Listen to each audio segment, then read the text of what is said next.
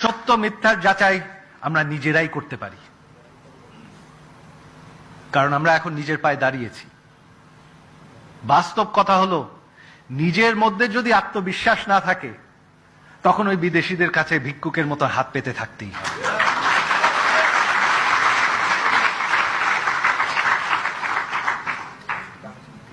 এই যে ফরাসুদ্দিন সাহেব যে প্রশংসা করলেন আমাদের সরকারের, যে পদ্মা সেতু নিজেদের অর্থায়নে করব আমরা ঘোষণা দিয়ে করেছি, এটা কিন্তু আমরা আন্দাজে করি না। আন্দাজে করলে তো কিছু হয় না। হ্যাঁ, আত্মবিশ্বাস আছে, তবে আওয়ামী লীগ সরকারের আরো একটা গুণ আছে, আমাদের মেধা আছে।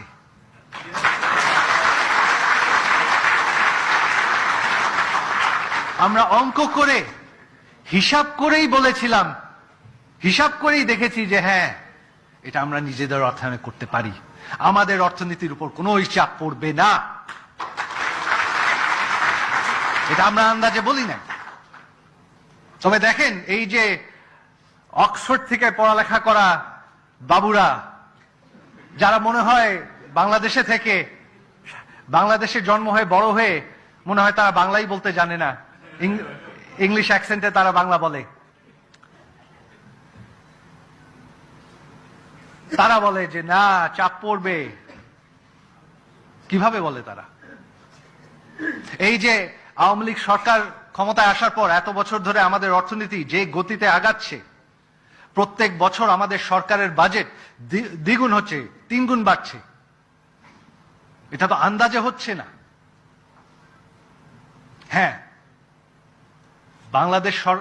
আমাদের বাংলাদেশের অর্থনীতি এখন বিশ্বের মধ্যে 33rd পজিশনে আছে।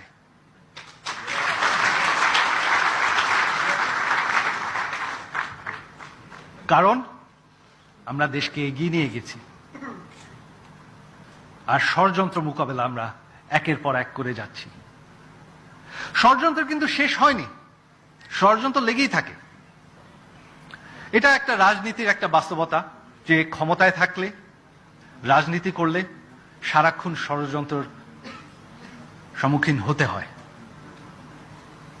কারণ যারা কোনোদিন মানুষের ভোটে ক্ষমতায় আসতে পারবে না, তারা সারাক্ষণ সুযোগে থাকে যে ষড়যন্ত্র করেই একমাত্র আমার ক্ষমতায় যাওয়ার পথ। এই মোহাম্মদ ইউনূস 111-এর সময় ঠিক কি চেষ্টা করেছিল? সে জানে যে কোনোদিন ভোট নিয়ে এসে একটা সিটও জিততে পারবে না। যখনই সামরিক সরকার এসেছে, তাদের সাথে হাত মিলিয়ে সে লাফ দিয়ে রাজনীতির মাঠে নেমে গেল। কারণটা কি? কারণ এই সুশীলদের একটা হিংসা আছে, একটা লোভ আছে। সেটা কি? সেটা হচ্ছে যে আমরা তো উচ্চ শিক্ষিত, আমরা এত সুন্দর ইংরেজি বলি, বিদেশিদের সাথে আমাদের এত খাতির, আমরা এত টাকা বানিয়েছি। মোহাম্মদ ইউনূস ভাবছেন এই যে আমি $100 মিলিয়ন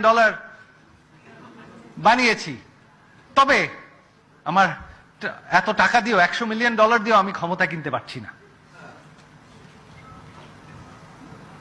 কারণ মানুষের ভালোবাসা ছাড়া ক্ষমতায় আসা যায় না।